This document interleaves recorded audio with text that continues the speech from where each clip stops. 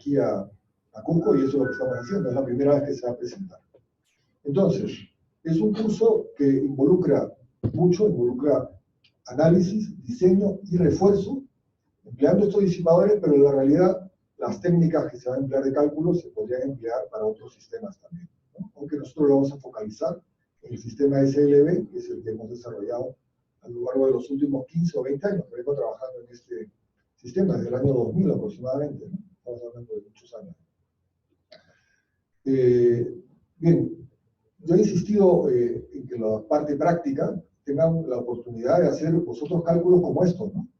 Esto es la comparación numérica experimental del ensayo que se hizo hace poco en el MINBI, ¿no? Y yo quisiera que cada uno de ustedes, ¿no?, pueda darle como un ejercicio de una asignatura, ¿no? Le damos la altura del edificio, las columnas, las masas, las propiedades, el sismo de la base de la mesa vibratoria, y ustedes con el modelo de LETAPS sean capaces, ¿no?, de hacer esta correlación como la que estamos viendo aquí, ¿no? Esa es una de las tareas que vamos a tener en el curso, ¿no? Yo creo que a mí me hubiera encantado, si hubiera sido estudiante, de tener esta oportunidad, de tener este conocimiento, ¿no?, de estos resultados experimentales y esta capacidad de poder predecirlo, ¿no?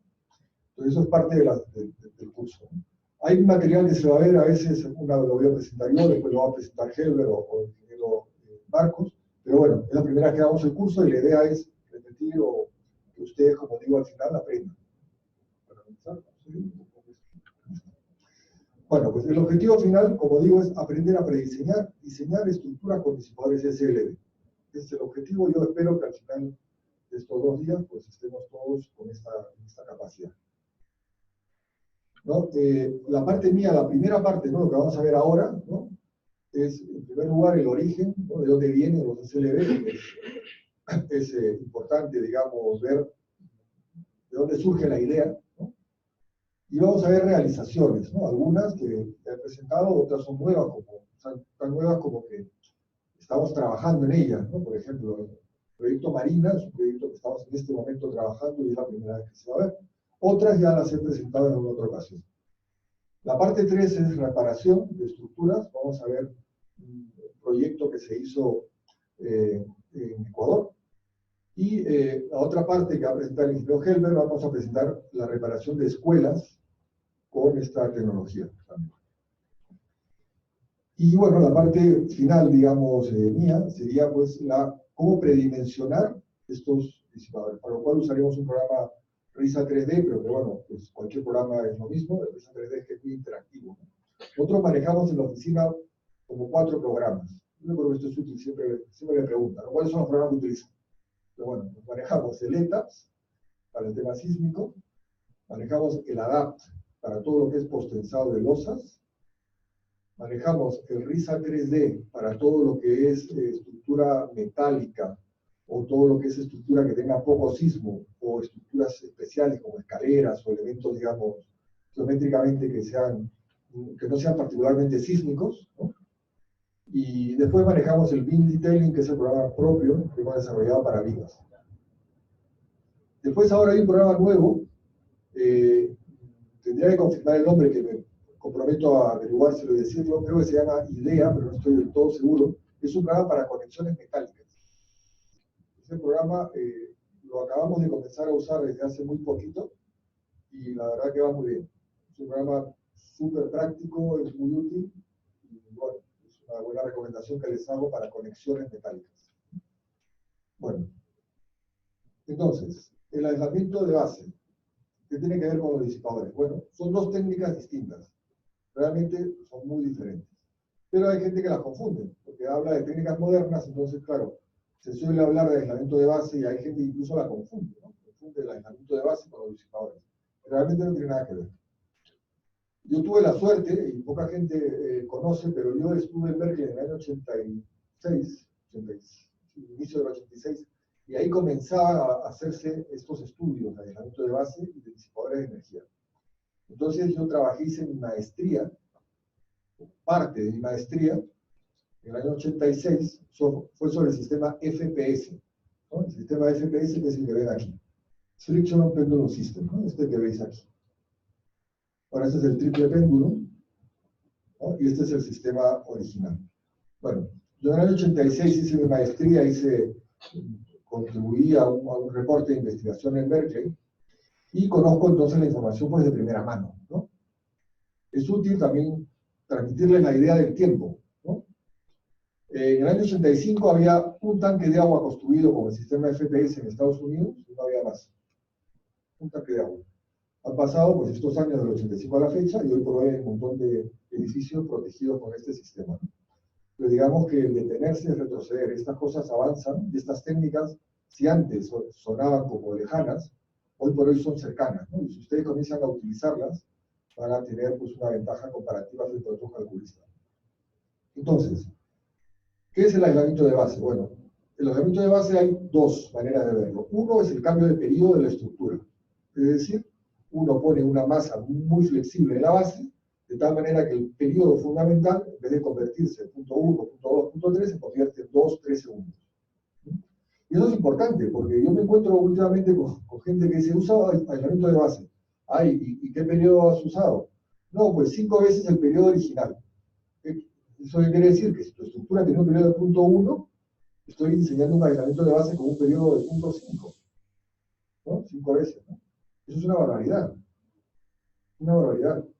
El aislamiento de base puede ser muy bueno o puede ser muy malo, ¿eh? No es más que una herramienta que depende, entre otras cosas, de la estructura que tengas y del tipo de suelo. Si nosotros alargamos una estructura y lo llevamos a 2-3 segundos, bueno, podemos estar más o menos tranquilos que en un suelo rígido, está bien. Pero si lo utilizamos en un suelo periodo de punto 5, no es una buena idea, porque según el tipo de suelo puede haber incluso peor respuesta con 5 veces con punto 5 que con punto 1. ¿No? Porque al fin de cuentas es un tema de espectro. Los espectros tienen picos, ¿no? Y el aislamiento de base es un sistema simplemente lineal. Pero bueno, ese es el aislamiento de base de neopreno. Los de fricción, que son los que estamos viendo aquí, los de fricción basan su funcionamiento en unos platos deslizantes, ¿no? La idea básica es que haya poca fricción en la base, ¿no? Es como estar en un patín. Estar en un patín, si hay poca fricción, si no hubiera fricción, si uno mueve la base, no se movería el patín, ¿no es verdad? Pero ¿qué pasaría si hay viento? Seguiría, ¿no? Por lo tanto, hay que tener un coeficiente de fricción mínimo, ¿no? Normalmente 0.05, 0.06, por ahí, es el orden de la fricción mínima que asegura que eso, pues, frente a un viento y una acción mínima, no se va a mover. Pero, como toda la vida tiene sus pros y sus contras. El contra es de que entonces tienes que asegurar esa fricción a lo largo de los años. Y hoy por hoy se están encontrando situaciones en Estados Unidos en las cuales está todo corroído, ¿no? Hay unos reportes muy drásticos con estructuras con aislamiento de base de fricción, reportes americanos, porque ahí los americanos se les puede criticar todo lo que se quiera criticar, pero tienen algunas ventajas, y una de ellas es que todo lo que es investigación pública es para todo el mundo, ¿no? Pero bueno, el caso es que estos reportes hablan de unos grandes problemas de corrosión, porque entre otras cosas hay la costumbre de echar sal, ¿no? Cuando hay nieve, ¿no? Y la sal es muy corrosiva. Entonces estos elementos, metal, pues han experimentado bastante corrosión. Pero bueno, esos son los pros y los contras. El hecho es de que tenemos sistemas que reducen la fuerza sísmica o por una baja fricción, que reducen la fuerza, o por un cambio de periodo. Y se colocan en la base. Ese es el aislamiento de base. Doctor, dentro de los de fricción, dentro del aislamiento por fricción, también se encuentran los de triple péndulo. Claro. Lo único que ocurrió aquí fue que se le acabó la patente de aquí y pasó aquí. Porque yo te estoy diciendo que yo trabajé en este sistema en el año 85. Tenía patente en ese momento. La patente dura ¿cuánto? 15 años, 20 años. ¿No? La fecha, hacemos unos cálculos, veremos que ya la patente ya no caducó. Entonces se hizo este sistema que en principio es de mayor protección, lo que, digamos, la propaganda, digámoslo así, de lo que es el sistema. Aunque yo lo que he oído por otras, digamos, fuentes, es de que justamente uno de los inconvenientes, y ya se hablaba en ese momento de este sistema, que es lo que le llaman el stick slip. O sea, el stick slip es un problema, digamos, que tienen los de fricción, que cuando se están moviendo, digamos, y se detienen y vuelven a arrancar, se producen picos. de frecuencia, picos de frecuencia que de alguna manera se propagan a la parte superior de la estructura. Sí, es indecible. Entonces, eso se ha visto en instrumentos muy sensibles, como cables, eventos especiales. En este sistema ya se le criticaba, ya se hablaba de ese tema, y este es peor, porque tiene más opciones, digamos, más movimiento, digamos. Pero básicamente, digamos, su funcionamiento es, en teoría, mejor, más completo, mayor protección, pero tiene un problema igualmente de sí, y como te digo, básicamente es un tema de patente, ¿no?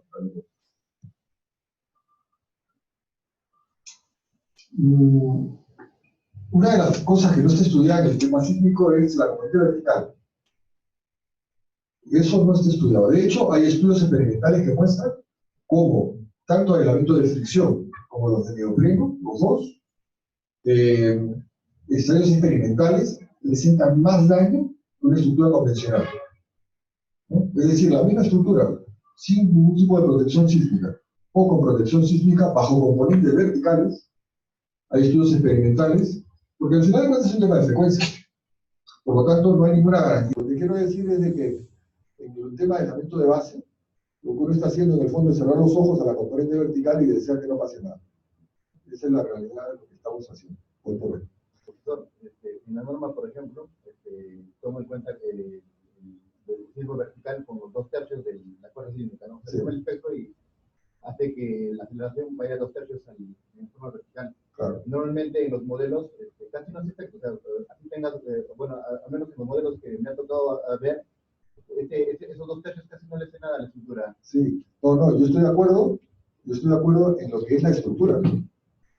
Lo que es la estructura principal, el hecho de que tú tengas la componente vertical, normalmente, pues, a menos que sea un gran volado, que tenga mucho peso y poca sobrecarga, ¿no? No va a tener una significancia, porque estamos hablando de equipos sensibles dentro de la estructura, porque al final de cuentas, ¿por qué ponemos el aislamiento de base? Lo ponemos para proteger la estructura y también para proteger los equipos que van a estar ahí, que muchas veces los equipos valen más que la estructura. Entonces, frente a la protección de los equipos, es de que esa tecnología, cerramos los ojos y decimos ojalá que no haya amplificación. Yo lo digo porque en mi experiencia personal, yo tuve que hacer este proyecto que es el Hospital de San Pau, en Barcelona. Yo diseñé el aislamiento de base. Son 60.000 toneladas de aislamiento. Ese número no se me va a olvidar nunca, porque realmente son muchas toneladas. Si vais a Barcelona en alguna ocasión, vais al Hospital de San Pau. El hospital modernista es una joya, que es obligatorio para visitar, la parte antigua, pero la parte nueva son los nuevos hospitales, ¿no? Entonces teníamos que diseñar, y el ingeniero que yo trabajaba en ese momento era calculista de otra empresa, no era la mía. Entonces tenía que calcular eso, y el problema que tenía es que el metro pasaba a 1 metro de distancia.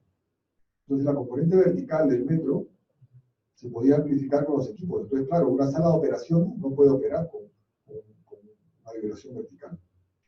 Entonces, las alternativas, ¿cuáles eran? Pues realmente, o aislar el piso, ¿no? Aislamiento del piso, que sí hay tecnologías, salas quirúrgicas, ¿no? Pero eso no iba a evitar de que cuando pasaba el metro, que pasaba frecuentemente por esa zona, la gente que está en el hospital sintiera la vibración porque se está colando. Entonces tuvimos bueno, diseñamos todo el aislamiento de base con un sistema KERP.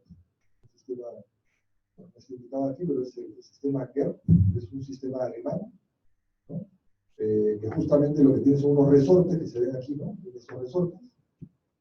Los resortes son unos amortiguadores dentro y se colocan en toda la base de la estructura. Esto no funciona muy bien para componente horizontal, aunque ellos han tratado, y hay un ejemplo muy famoso en California, en una casa, que la aislaron, dicen que fue terrible cómo quedó la casa después del terremoto, quedó muy movido. Ellos tratan, ¿no? Pero hasta donde yo sé, no funciona. Lo que yo les transmito es la experiencia, ojo, estoy dando lo que yo sé. Entonces, sin embargo, para componentes verticales tipo metro, esa es la solución estándar en Europa. Ese tipo de soluciones, estos resortes que se colocan en la base de la cimentación. Básicamente, se trata de poner una frecuencia del orden de 5 Hz. Bueno, se trata primero de medir la frecuencia del metro, ¿no? de la fuente que va a vibrar, ¿no? terremoto, o en este caso el metro, y alejar la frecuencia de ese valor. Hablamos de 5 Hz, 7 Hz, es la frecuencia que alejamos, digamos, de la estructura, ¿no? Y se trata, pues, de calcular que estos resortes nunca están en contacto, siempre están separados de tal manera que puedan vibrar. Si se juntan, estás equivocado en el peso, o sea, pesa más de lo que has puesto y tienes que poner más resortes. Eso lo calculé hace bastantes años, nunca me he vuelto a llamar, así que yo entiendo que esto ha funcionado bien. En todo caso, se puede ver. Yo creo que los pacientes, si supieran que está todo apoyado en resorte, no sé si tendrían la misma confianza. Porque todo el hospital está apoyado en eso. Pero bueno. El caso, pues, es de que el aislamiento de base es una rama que está cogiendo mucho interés y que está muy bien, pero hay otras ramas, como puede ser los disipadores de energía. Dentro de los disipadores de energía hay de metales, de fricción y los viscoelásticos. Los viscoelásticos cobraron interés hace muchos años por las Torres Gemelas. Sí.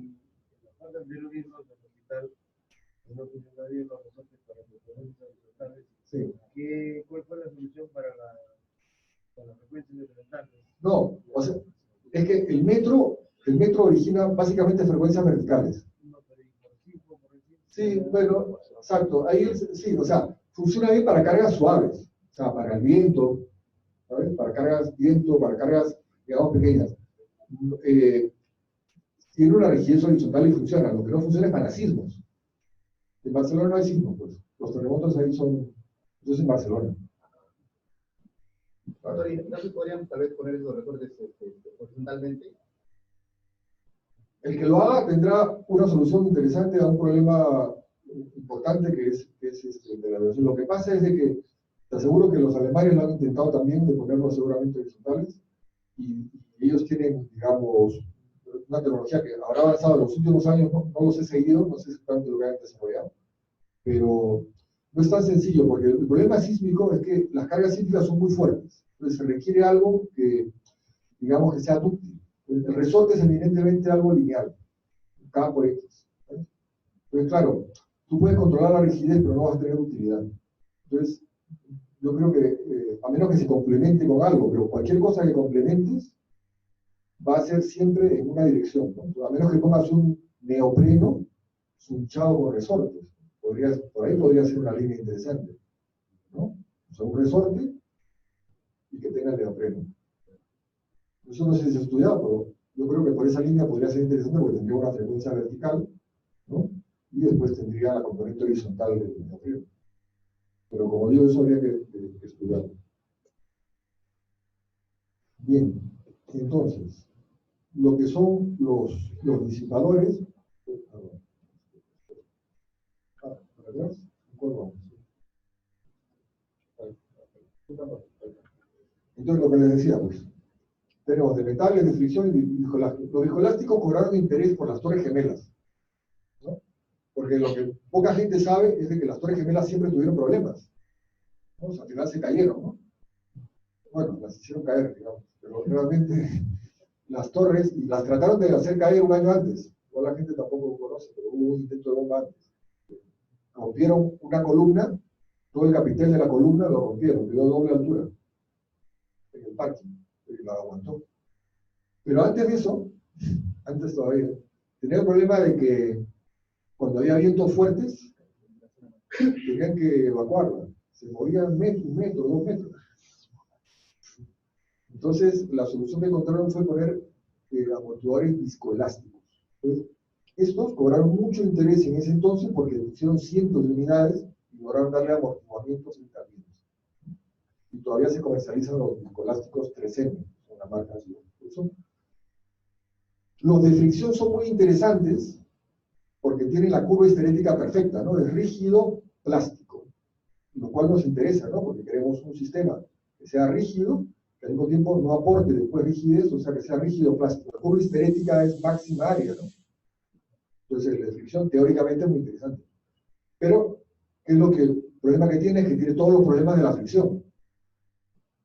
La fricción tiene la dificultad, primero, de que depende de la fuerza axial. Depende del tiempo, depende de la velocidad, es variable, puede haber corrosión.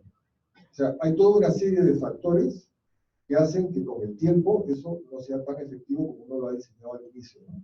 Entonces, bueno, es una solución interesante, pero yo siempre pensé que los de metal eran más interesantes. Y eso es lo que hemos trabajado nosotros más, digamos. Entonces, dentro de los disipadores hay, bueno, y amortiguadores, hay realmente dos: amortiguadores y disipadores. La gente los combina y habla como si fueran uno solo, pero realmente son distintos. No son los mismos los amortiguadores que los disipadores. Lo que ocurre es que por simplicidad, nosotros tendemos siempre a llamar las cosas, ¿no?, de una manera más escueta, tratamos, ¿no?, de juntarnos, ¿no? Y la norma muchas veces habla como si fueran similares o lo mismo, pero no son iguales. Y le voy a explicar la diferencia, que después de este curso va a quedar muy claro para todos nosotros, ¿no? Un amortiguador trabaja en este término, trabaja proporcional a la velocidad. Un disipador trabaja este otro término que es proporcional a la rigidez, A por un más RT, es decir, una fuerza histerética proporcional al desplazamiento. ¿Y eso qué implicancias tiene? Pues muchas. Tiene muchas. La primera y más importante: el amortiguador no cambia el periodo de la estructura.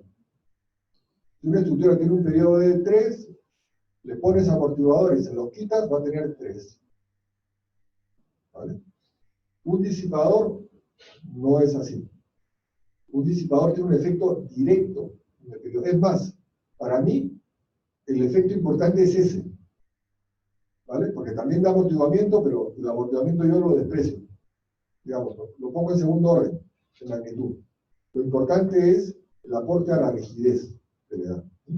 Entonces, la curva histerética de un amortiguador es una curva como una elipse, y el amortiguamiento es el área encerrada, ¿no? El área encerrada, eso es lo que define el amortiguamiento. Tiene una pendiente definida, por eso es que no cambia el periodo. Mientras que un disipador, la pendiente no la hay, o sea, es tangencial. Depende del nivel de desplazamiento, va a tener una pendiente u otra, ¿no? Entonces, digamos que si se alarga, digamos, más grande esto, ¿no? Entonces, la manera de trabajar de un disipador, aunque se podría mirar como el amortiguador, es decir, uno puede calcular, y de hecho se calculan los disipadores como el área encerrada. Fijando un desplazamiento objetivo, decimos 2 centímetros, por ejemplo, con 2 centímetros de desplazamiento, calculamos el área encerrada y sacamos un amortiguador equivalente. Es una manera de trabajar. Pero no es lo que hacemos nosotros. Lo que vamos a ver en el curso es la manera de trabajar, digamos, más académica, o más estricta, o más analítica, o más precisa, si se quiere, que consiste en definir la curva histerética por un modelo tipo Wayne, un modelo simple, y entrar esa rigidez y esa FIE y DIE y calcularlo. Es lo que vamos a ver en el curso de estos días. Bien. Lo que acabamos de decir, ¿qué implicaciones tiene? Bueno, pues tiene muchas. La respuesta de una estructura con disipadores es potencialmente mucho más efectiva que la que tiene una amortiguador. Y eso lo podemos ver haciendo cálculos. Por ejemplo, si hacemos un espectro y ponemos diferentes valores de amortiguamiento, 5, 10, 15. Fíjese que pasar del 5 al 10% de amortiguamiento de una estructura global es bien difícil. La teoría es fácil. Y encerrar una puerta también, porque saben, los amortiguadores son estos que se cierran las puertas, ¿no? Es un amortiguador, un sistema sobreamortiguado, ¿no? La clase de dinámica siempre se usa este ejemplo, ¿no? El sistema sobreamortiguado, que es una puerta esa que tú la abres, cuando se cierra lentamente no vibra. Tiene sobreamortiguamiento, ¿no? Pero esos son juguetes. En las estructuras reales, que es lo que tratamos de ver aquí, una estructura en un edificio real, el darle 10% de amortiguamiento a algo es bastante, ¿vale? Nosotros cuando calculamos con el 5% de estructuras de concreto y 2% de estructuras metálicas, que es el número de siempre, es porque estamos contando todo lo que está en este ambiente. Estamos mirando el techo, estamos mirando las paredes, estamos los cerramientos, todo. Todo eso da amortiguamiento. Y eso da el 5% de amortiguamiento que usamos. Pasar de ese 5 de amortiguamiento al 10, ese 5% más, es bien difícil. Y lo que lograríamos sería pasar de esta línea aquí. Estaríamos hablando de esta mejora con algo bien complicado. Este es otro ejemplo, este es real, esto lo vamos a ver después, el Hotel Seibo Dorado. Simplemente con 30 dispositivos logramos mejorar sin disipadores y con disipadores. Comparen la respuesta, es este valor del orden de 13 centímetros a 6,5 centímetros. ¿No? Es mucho más efectivo. Y despreciando el amortiguamiento, ¿eh? Ojo, aquí solamente con la rigidez. Si contamos el amortiguamiento, probablemente esto mejoraría un poquito más todavía. ¿Ok? Y es un ejemplo real que vamos a ver. Entonces, vamos.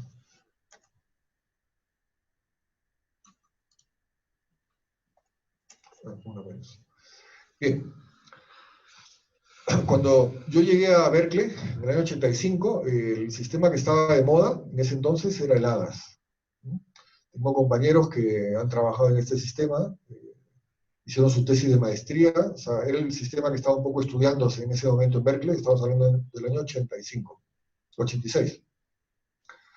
Y entonces consistía o consiste en un elemento que tiene esta forma y que se pone perpendicular, ¿no? Se gira, como se ve aquí, ¿no? Este elemento se estudió mucho, se calculó sus propiedades histeréticas y después simplemente, pues si quieres tener más fuerza, se pone más. Se ponen más unidades, 3, 4, 5, aquí ves, por ejemplo, igual puede haber 10, 7, 5. ¿No? De tal manera que se suman, digamos, las rigideces de cada uno de estos hadas, ¿no? Y este sistema que es adding damping and stiffness, ¿no? Quiero darle, ¿no? Añadir amortiguamiento, ¿no? Y rigidez, es un sistema que realmente pues, es popular y se ha empleado mucho y se sigue empleando hoy por hoy en varios países, ¿no? Es un sistema comercial y bueno, tiene su campo de aplicación.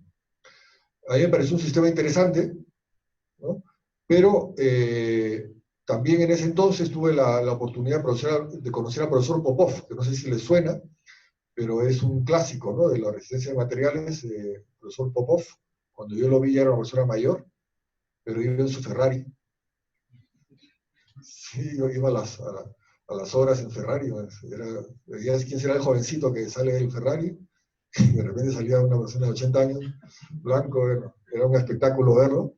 La verdad que una persona muy, muy interesante, ¿no? Yo, lo que recuerdo es que me dijo, porque él fue el inventor de los sistemas de estos que se ven aquí, que se llaman los eccentric braces, eccentric brace systems.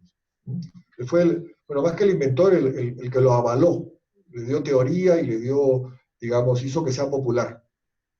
Entonces él me dijo, el acero es un excelente disipador por corte. ¿De acuerdo?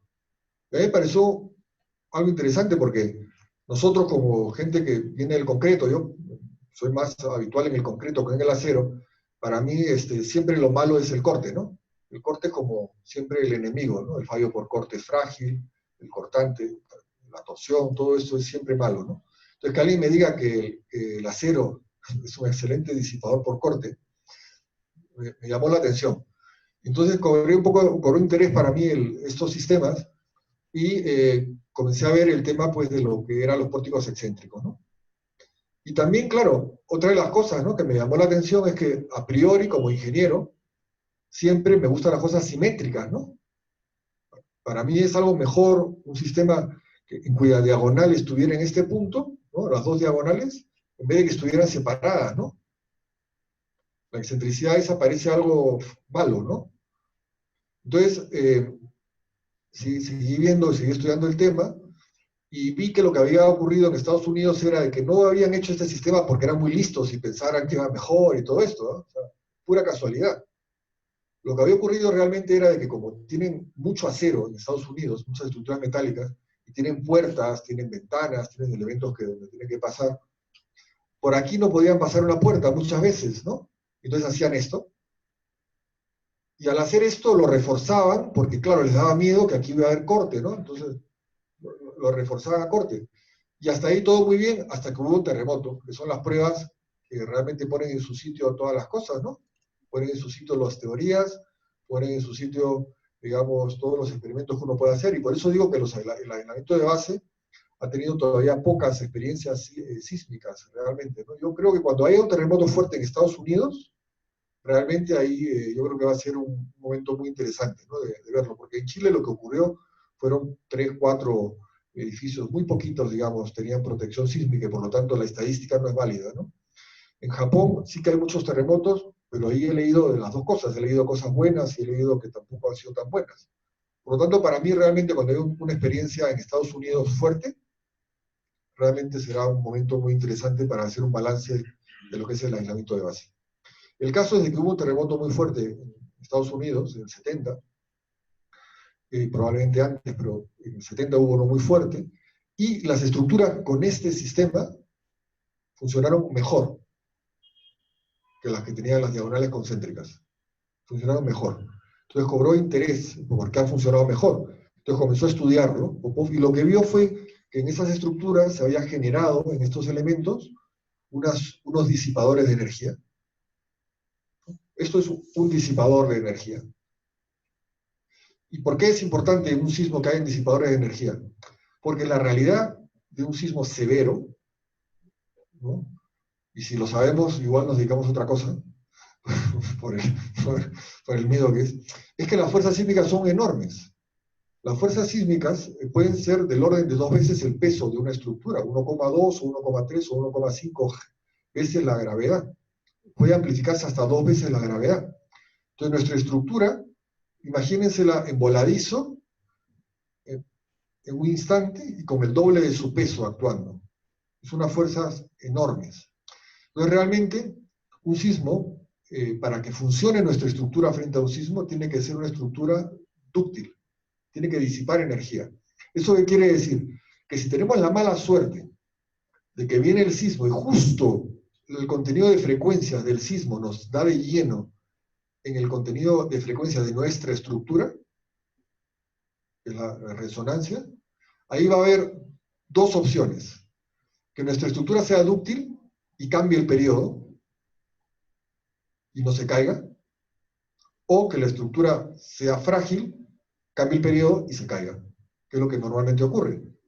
Es decir, suele originarse los fallos porque hay un elemento frágil, o involuntariamente frágil muchas veces, ¿no? Una ventana, por ejemplo, que deja una columna corta, un cerramiento que se ha puesto donde no debería, una columna que de repente arriba hay unos cerramientos y abajo no hay cerramientos y se produce un piso corto. Entonces todos esos elementos originan una falla frágil y entonces ya la estructura se colapsa, ¿no?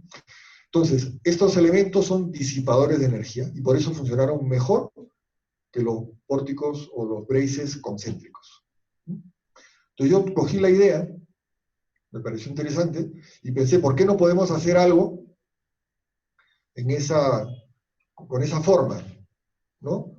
Un sistema que sea mejor que un eccentric brace, ¿no? Que se gire, ¿no? Porque si lo miran, si esto lo giran horizontalmente, ¿no? Van a ver la similitud, ¿no? Es una viga en I que tiene estos elementos, digamos, de rigidización. ¿Por qué el sistema se hizo pequeño al comienzo? Porque la primera aplicación que buscamos para el sistema, que era la tesis del doctor Caiz, era para proteger muros de albañilería. Entonces, para proteger un muro, el disipador tenía que tener una fuerza muy bajita, tenía que ser muy pequeño. Este elemento, estos que ven aquí, se diseñaron para proteger muros. Esa era la idea. Entonces, su fuerza de plastificación tenía que ser 10 kilonewtons, 15 kilonewtons, o sea, 1 tonelada y media, porque si no, una fuerza mayor ya se rompía el muro, ¿no? Porque la idea era, si teníamos un muro, hacerle una junta al muro y poner el disipador en los extremos, ¿no? De tal manera que cuando hubiera un terremoto, el muro contribuyese al conjunto, pero no se rompiera el muro porque la fuerza máxima que se transmitía al muro era el disipador. Y por eso salió este elemento pequeñito, y por eso salió el fresado, para poder hacer almas muy delgadas. Y esa fue una gran contribución que hizo el doctor Caiz, porque él fue el que propuso el fresado, porque él venía de la rama de industriales, ¿no? Porque él era ingeniero industrial. Entonces, a partir de ahí nosotros hemos estado trabajando, haciendo, digamos, más ancho, mayor altura, haciendo combinaciones distintas para generalizar esa idea a un rango grande de elementos. Entonces, al inicio, digamos, en el año 2000, 2002, por ahí, hicimos unos ensayos en mesa vibratoria, que es lo que vamos a ver ahora, que no son los mismos que después vamos a volver a ver, que van a hacer el ejercicio, digamos, numérico experimental, en ISMES, en laboratorio, y hicimos después otro en Bérgamo, con la tutora Dora Foti, y después hicimos otra vez en ISMES otros ensayos. Es decir, nosotros venimos haciendo ensayos desde el año 2000. Hace poco me pregunta un constructor mexicano, me dice, pero es que tu sistema no está avalado. A ver, no está avalado, está más avalado. A ver, no conozco otro sistema que esté tan avalado. Hemos hecho ensayos en ISMES 2 veces, en Portugal. Hemos hecho ensayos en Nápoles, hemos hecho ensayos en la Católica, hemos vuelto a hacer ensayos en Italia. O sea, realmente hay todo un abanico de experiencias, ¿no? Vamos a ver algunas de ellas. Vamos a la siguiente. Y esta es la primera, ¿no? Esta es la primera, que fue realmente muy bonita, porque fue un ensayo en mesa vibratoria y teníamos una estructura muy flexible, como esta metálica, y aquí teníamos el disipador que se ve justo atrás de Luis Torres, que está parado ahí. Y esta es la mesa vibratoria en Italia, ¿no? Tiene tal potencia investigadora en Italia que este centro, solo este centro tiene 3, 4 mesas vibratorias. Solo este centro nada más. Aquí se hacen las pruebas de los Ferraris, aquí se hacen las pruebas de todas las pruebas sofisticadas que tienen. Tiene un edificio, bueno, tiene un área gigantesca con un montón de laboratorios. Nosotros trabajamos en uno de ellos, que es este, donde tenían una mesa, pues, para ellos pequeña, ¿no? Era esta. No, porque se habla mucho del milagro alemán, pero hay que hablar del milagro italiano, realmente, ¿no? Tienen unas máquinas muy, muy potentes los italianos. Para ensayos, son muy buenos. Bueno, el caso es que este es el ensayo que hicimos, ¿no? Una estructura metálica. ¿Por qué era metálica? Porque era lo que tenía en el laboratorio que podíamos ensayar. Y pusimos un muro de concreto que simulaba el muro, ¿no?, de mampostería que queríamos nosotros proteger. Y pusimos aquí el disipador. ¿Por qué hay este elemento aquí arriba? Bueno, era simplemente un tema del laboratorio, que no había un muro más grande y teníamos que conectarlo de esta manera. Así que era un tema básicamente casual, no es que nosotros lo quisiéramos.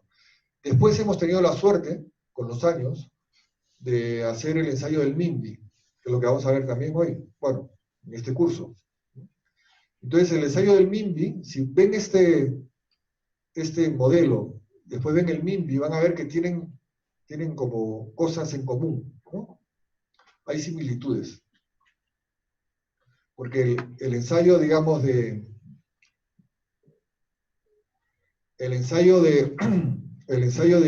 ISMES de ese entonces es también una estructura flexible con un muro acoplado con el disipador. Pero ahora, como lo volvíamos a hacer el ensayo, lo hemos hecho mucho mejor. De hecho, el ensayo que hicimos en marzo, ¿no?, que vamos a ver después, es un ensayo de una calidad mucho mejor al que hicimos en Italia en ese entonces, ¿no? Aunque se pueda entender que sean de alguna manera similares. Bueno, ¿qué resultados obtuvimos en ese entonces y que a mí me parecieron fantásticos? Aquí tendríamos lo que son desplazamientos y aquí aceleraciones, ¿ok? Desplazamientos, aceleraciones. Y aquí simplemente un factor de escala. El factor de escala quiere decir que el mismo terremoto lo fuimos aumentando, ¿vale? O sea, la aceleración pico del terremoto. O sea, si, por ejemplo, tenemos un terremoto de 0.1 G pico, lo multiplicamos pues por 1, por 1,5, por 2, por 2,5. ¿no? Y era el terremoto de Loma Prieta, si no recuerdo mal, del año 86, no recuerdo mal. Entonces, ese registro lo escalamos varias veces Así que la misma estructura la sometimos a 1, 2, 3, 4, 5, 6 terremotos. Y esto es importante porque siempre hay este San Benito que dicen de que los disipadores metálicos hay que cambiarlos después de cada terremoto, ¿no? Eso se dice varias veces, pero eso no es cierto, eso es falso. Es tan falso como que habría que cambiar entonces cualquier estructura metálica después de un terremoto, ¿no? Porque cualquier estructura metálica también va a tener plastificación, ¿no? Y es lo que hicimos, o sea, la misma estructura la sometimos a el mismo terremoto escalado más veces, ¿no? Y comparamos lo que sería la respuesta del sistema, en este caso rígido, y el sistema flexible, ¿no? ¿Cuál es el sistema rígido? ¿Cuál es el sistema flexible? Si retrocedemos una para atrás, siempre solo es el ensayo en una dirección, ¿eh? O sea, en la otra dirección se ponen las X para que no haya torsión. El ensayo era en una dirección, en esta dirección, ¿ok?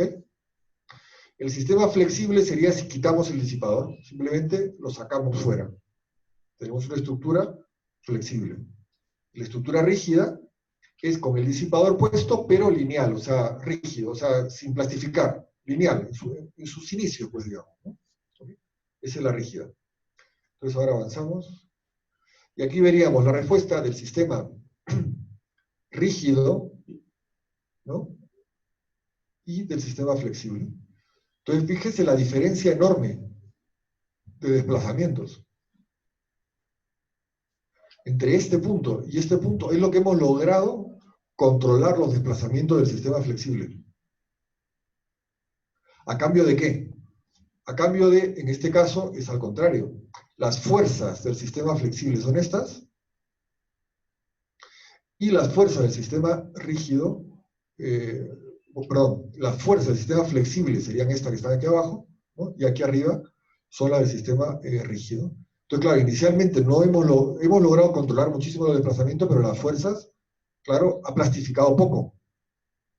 Por lo tanto, se parece mucho al rígido, ¿no? Pero a la que plastifica cada vez más, al llegar a este punto, que ha plastificado mucho el disipador, estamos teniendo una respuesta de desplazamiento prácticamente similares a lo de la estructura rígida, pero las fuerzas son las de la estructura flexible.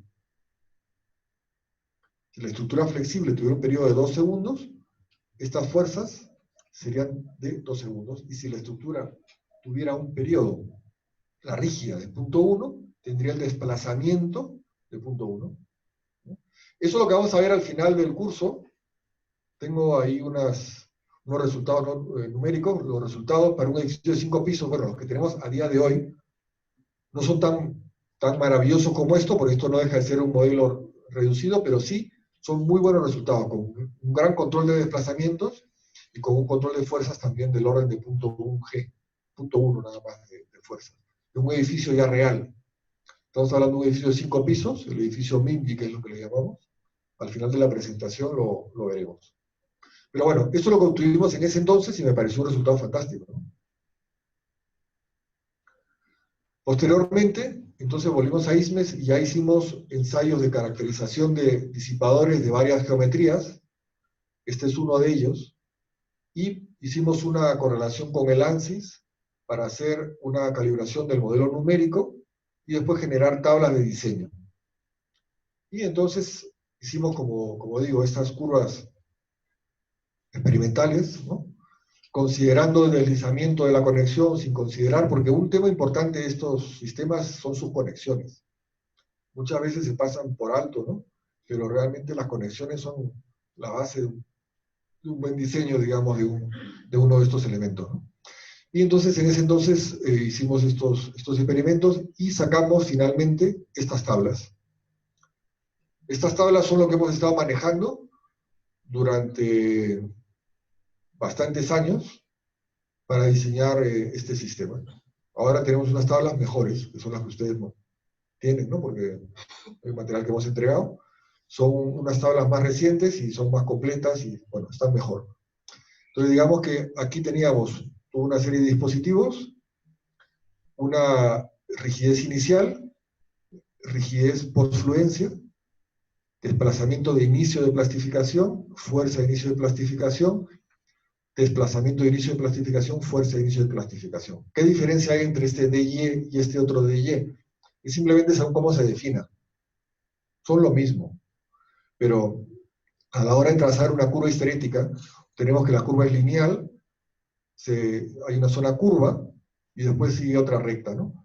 La primera definición, el DY minúscula, corresponde al inicio, en el cual se pierde la linealidad. Mientras que la segunda, el DY mayúscula, corresponde a la intersección de las dos líneas rectas. Pero es lo mismo, simplemente una definición. Para facilitar el trabajo al diseñador, pusimos los dos valores, este y este, ¿no?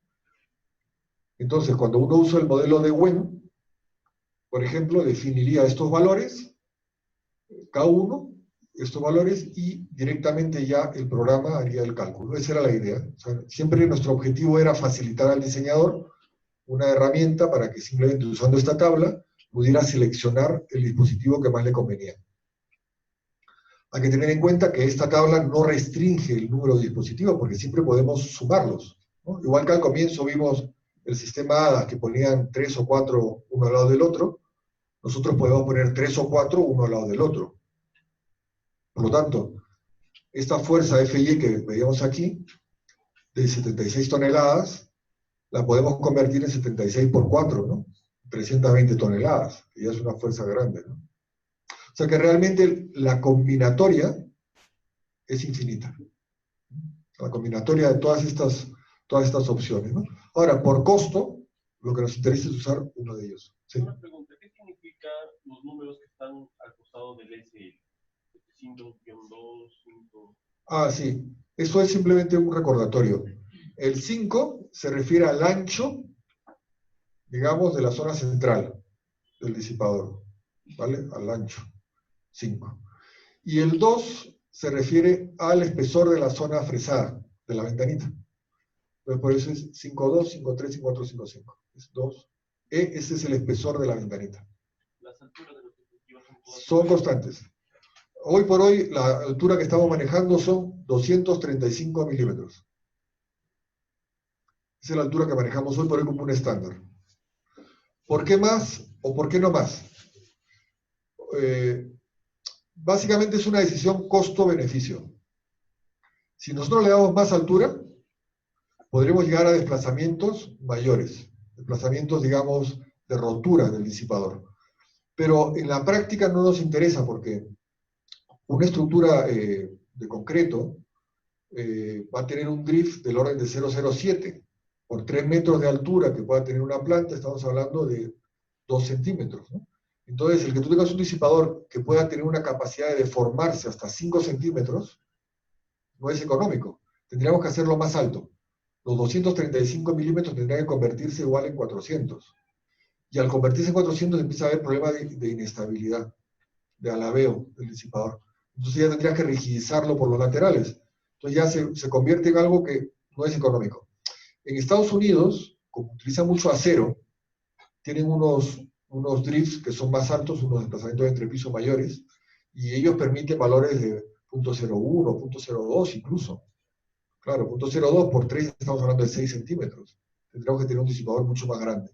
Pero ese no era nuestro objetivo, ¿no? Siempre nuestro objetivo ha sido buscar un producto que sea bueno para Perú y para Latinoamérica. Y en concreto, ¿no? Lo interesante o lo útil es un drift de 0.007. Por eso nos hemos limitado y hemos fijado esa altura como objetivo. Y entonces me ibas a hacer una pregunta.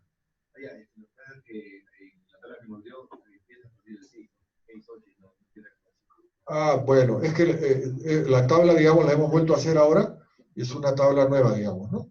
Pero esta es la tabla que hicimos en ese entonces, y en ese entonces decidimos o empezamos, ¿no? Con este valor tan pequeñito, ¿no? Ahora realmente decidimos ese valor probablemente porque hemos aumentado un poco los rigidizadores en los extremos. Pero es básicamente por un tema que hemos cambiado, ¿no? Pero no hay nada especial, digamos. Este valor, ¿por qué es importante? Sí. Este valor es importante para las conexiones. Este valor es importante para evitar el fallo, por ejemplo, de una diagonal, si utilizamos este sistema como pandeo restringido. Fíjense, un tema muy importante que han tenido mucho interés en los últimos años en Estados Unidos es lo que se llama los Buckle Restraint Braces. Es decir, como les decía, un sismo tiene unas fuerzas brutales para una estructura. La única manera es que haya disipación de energía. Y todos sabemos que el pandeo no disipa energía. El pandeo es justamente, o su capacidad de disipar energía es limitadísima, ¿no? Entonces, digamos, el tener una diagonal sin un Buckle Restraint Brace, hoy por hoy en Estados Unidos prácticamente yo no diría que nadie lo utiliza. Nadie en una zona sísmica severa, ¿eh? Por eso era entre parte nuestras críticas al refuerzo de las escuelas, que después vamos a presentar, porque se han hecho unos refuerzos empleando justamente sistemas, digamos, de tubitos de 2,5 pulgadas, y que justamente cuando pandean, sí que disipan energía un poquito, porque se rompe, y claro, cualquier cosa que uno, como un tubo, que uno comienza a doblar, claro que disipa un poco de energía, pero esa capacidad de energía es un decimal, es mínima. Entonces, los elementos en compresión en Estados Unidos, hoy por hoy, todos son con Buckle Restraint Braces. Claro. Sí, sí, sí, ahora te lo voy a explicar. A ver. Básicamente, el Buckle Restraint. Básicamente, el Buckle Restraint Brace es un tubo dentro de un tubo. Tienes un tubo y tienes otro tubo. Cuando se ejerce la fuerza y quiere pandear, el tubo de afuera evita que el de adentro pandee. ¿Vale? Entonces, se llaman así. Buckle Restraint Brace. O sea, o diagonal de pandeo restringido. ¿Ok? Eso es para evitar el pandeo porque justamente la disipación de energía en un elemento pandeado es muy limitada. Yo he visto eso, pero con concreto, o sea, una especie de... Dentro del tubo. Ah, dentro del tubo. Sí, también se puede hacer. Digamos, o le ponen un material aquí elastomérico, le ponen un material así para que eso pueda... Pero yo la idea, la que tengo es la siguiente. ¿Por qué no hacer esto? De hecho, lo que hacemos nosotros. Aquí pones un disipador. Aquí. Aquí vas a tener entonces F máximo. ¿No? Este es el F máximo, ¿no? Claro, este sería el F máximo que vemos ahí. Entonces, si tú tienes el F máximo, aquí tienes digamos, C1, ¿no? Sería T1, digamos, uno estará en compresión, otro en tracción. La cosa es que la suma de estas fuerzas va a ser igual a F máximo. Por lo tanto, si tú acotas este valor también. Por lo tanto, logras lo mismo, ¿no? Logras que no haya pandeo en la diagonal. También es útil el F máximo para la conexión. Si quieres diseñar, digamos, esta conexión aquí arriba, o la conexión del disipador, hay que trabajar con el F máximo.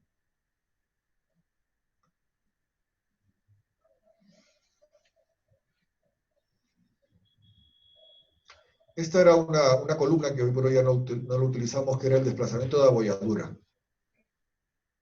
¿no? El desplazamiento en el cual empezaba a abollarse el alma. Para mí los disipadores son una herramienta más que yo tengo para mis diseños. No es la solución, o sea, no piense que ya le puse un disipador y ya está, el tema sísmico está resuelto. No, es simplemente una herramienta más. Que a mí me ha venido muy bien porque tenemos proyectos arquitectónicos complejos que muchas veces no podemos poner placas en muchos lugares y tenemos que hacer cosas como esta, ¿no? Este proyecto es un proyecto real construido, que nos encontramos que en la planta baja no pueden circular los vehículos. ¿Por qué? Porque era esta, o sea, no, si poníamos una placa no podía circular los vehículos. Es decir, teníamos una restricción arquitectónica de que ese muro no podía bajar. Entonces, claro, teníamos que hacer un muro discontinuo. Mientras que con esta solución de poner estos muros, que bueno, no lo hicimos así, sino lo hicimos continuos, logramos una solución perfecta. Mira, si ahora podemos avanzar hasta la 116 y después retrocederemos, ¿vale? ¿Sí? Un poquito de agua por ahí. Nosotros una consulta respecto a esa forma en cómo han colocado los, o bueno, en una línea. Sí. O sea, usted dice el sismo puede ser 1.5 veces, dos veces más que la gravedad, que la gravedad. Entonces, mi pregunta es, cuando llega a ese nivel, supongo que las derivas también estarán en ese nivel, ¿deja un espacio entre ese muro y el...? No, no llega a ese... o sea, no se llega nunca a ese nivel porque, o sea, a ver, una cosa es la acción, es decir, si tú eres un espectro, y el espectro va a llegar a ese valor de 2G, y otra cosa es tu estructura. En tu estructura, si justo tienes la mala suerte de que tu periodo coincide con el pico de la señal, lo que va a ocurrir es de que va a intentar llegar, o sea, la fuerza va a llegar, ¿vale? Y si tiene ductilidad con los disipadores, no va a subir hasta 2G. Claro, si tiene 2G se cae. O sea, lo que va a ocurrir es que va a intentar, la fuerza va a subir, es como que se entiende a subir y baja. Y eso se ve en el cálculo, ¿no? O sea, que no llega a tener 2G. El sismo tiene una aceleración, por ejemplo, de 0.4G, y después la amplificación dinámica, haciendo el cálculo dinámico, te sale en el espectro, que te va a tener un valor de, digamos, de 1,5G, pero no quiere decir que tu estructura va a estar en 1,5G, sería así si fuera lineal. Al ser no lineal, plastifica, y al plastificar cambia el periodo. Entonces el periodo se mueve, y entonces ya te vas a un periodo más largo. Entonces ya en ese periodo largo, ya no es 1,2G, igual es 0.3G por respuesta. Entonces se controla, va saltando de un lugar al otro. Eso es lo que ocurre en la realidad. Pero yo me lo imagino, o sea, para fuerzas brutales, Sí. debe haber un punto en el cual el diseño de las fuerzas máximas, en algún momento, por destino de la vida, no sé, podría fallar, ¿no? O sea, pum, y disipa. Pero, o sea, luego de que se rompió, ya no hay disipador, ¿no? Ahí tendrían que haber puntos, ¿o me equivoco? Bueno, a ver, nosotros lo que hacemos es, diseñamos un edificio con el drift de 0.007 o 0.01 según la norma. Entonces, tú pones tu muro con tu junta alrededor.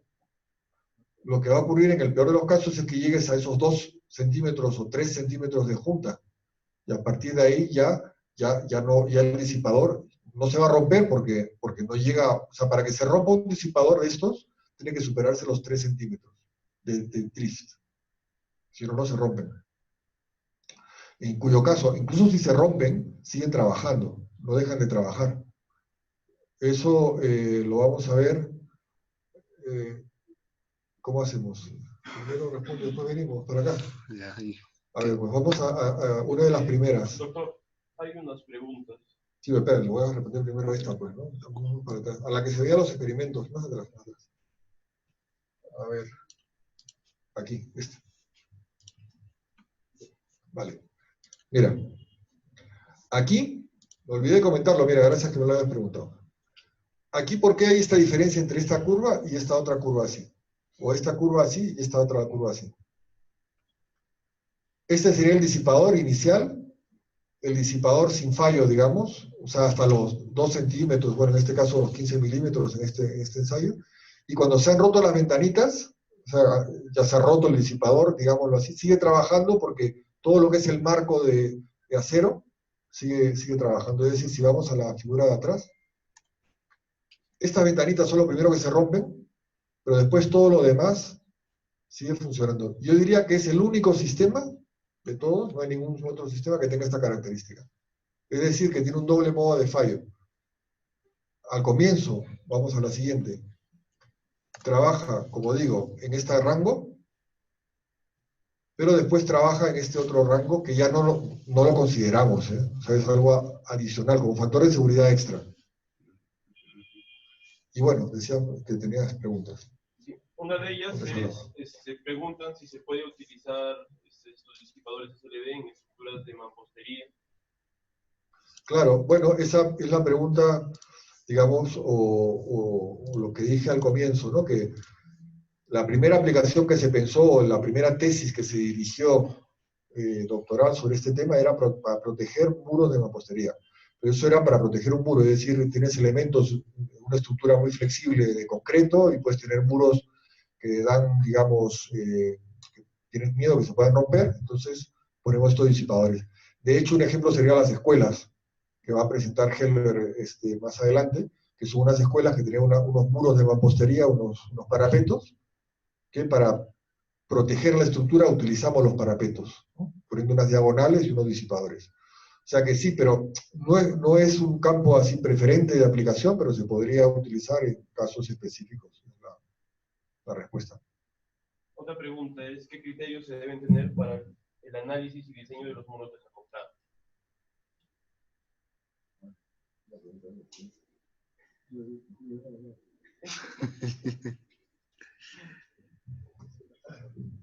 A ver, esa pregunta es una pregunta, digamos, que yo espero que se quede respondida después del curso, o sea, cuando hayamos terminado, digamos, porque es parte de todo lo que vamos a ver, pues, digamos. Las consideraciones son muchas, o sea, por una parte, ¿dónde ponerlos?